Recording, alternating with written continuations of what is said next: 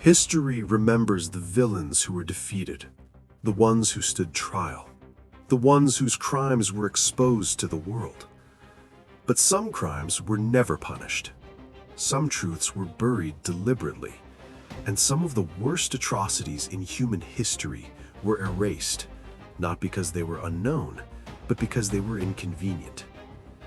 During World War II, the world learned about Nazi concentration camps and medical experiments in Europe. But far fewer people were told that Imperial Japan ran its own program of scientific terror. A program so brutal, so systematic, and so protected after the war that even today it remains rarely discussed honestly. This video is created for educational and documentary purposes only.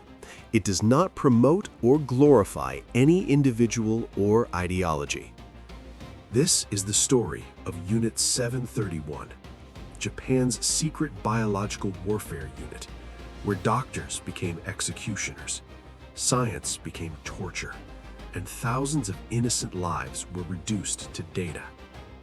In the early 1930s, Japan was expanding aggressively across East Asia. China was invaded, Manchuria was occupied, and with occupation came experimentation. Japan's military leaders believed that modern war would not be won by bullets alone. They believed the future belonged to nations that could weaponize science, chemical weapons, biological weapons, invisible enemies that could wipe out entire populations without a single soldier firing a gun. This belief led to the rise of one man, a brilliant, charismatic, and deeply dangerous military doctor. His name was Shiro Ishii. Shiro Ishii was not a madman screaming in rage. He was intelligent, well-educated, respected, and he was obsessed with power. Ishii believed that biological warfare could make Japan unstoppable. Diseases could weaken enemy nations from within. Epidemics could do what armies could not. Through manipulation, ambition, and political influence, Ishii convinced Japan's military leadership to fund his vision. In 1936, he was given full control to build a secret research facility near Harbin in occupied Manchuria. Officially, it was described as a water purification unit. Unofficially, it became something far darker. It was called Unit 731. Unit 731 was massive. Laboratories, prison cells, operating rooms, crematoriums. It functioned like a small city sealed from the outside world. No oversight, no accountability. The facility existed beyond law, beyond morality, and beyond humanity.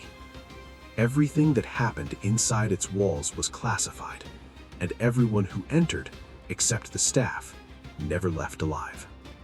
Inside Unit 731, prisoners were stripped of identity. They were not called people. They were not called prisoners. They were called Maruta, logs. Chinese civilians taken from villages, Korean laborers, Soviet prisoners of war, men, women, children, even infants. By calling them logs, the doctors removed guilt. You don't feel sympathy for firewood. You don't feel remorse for material. The victims were fed and kept healthy, not out of compassion, but because healthy bodies produced better experimental results. Their lives had one purpose: to be used. What happened next stands among the darkest chapters in human history. Prisoners were deliberately infected with deadly diseases: plague, cholera, anthrax, typhoid, tuberculosis. Doctors observed how symptoms developed, how organs failed, how long it took to die.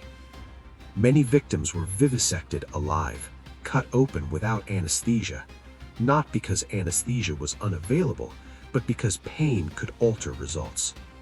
Doctors watched hearts beat, lungs collapse, livers fail, while the patients screamed until they couldn't anymore.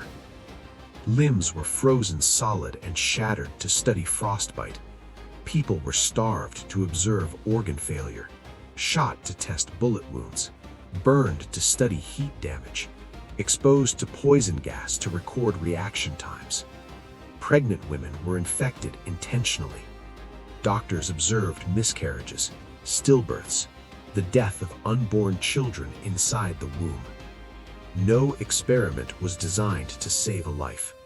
Every experiment ended in death. Unit 731 did not confine its cruelty to laboratories. Entire villages became test subjects. Plague-infected fleas were bred in enormous numbers.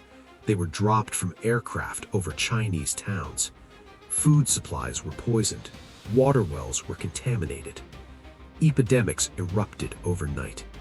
Families died together. Villages collapsed into silence. These were not acts of war against soldiers. They were experiments conducted on civilians. The true death toll will never be known, because records were destroyed and witnesses were silenced. In 1945, World War II came to an end. Japan surrendered.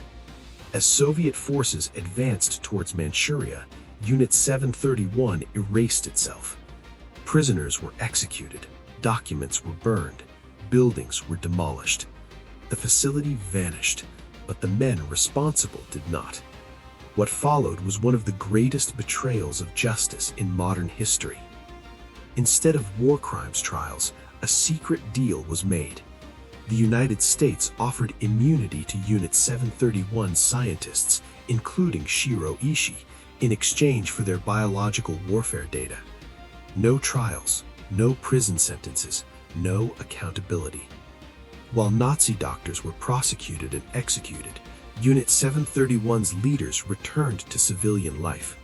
Some became university professors, some became pharmaceutical executives. Some lived long, comfortable lives. Their crimes were buried under Cold War politics. Justice was sacrificed for information. Why were you never taught this? Because it challenges comforting narratives.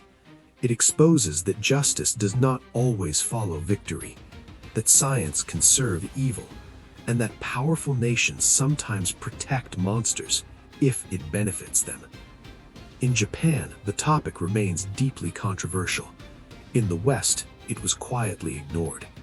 Silence became policy. Forgetting became permission. Unit 731 teaches us a terrifying truth. Evil does not always lose.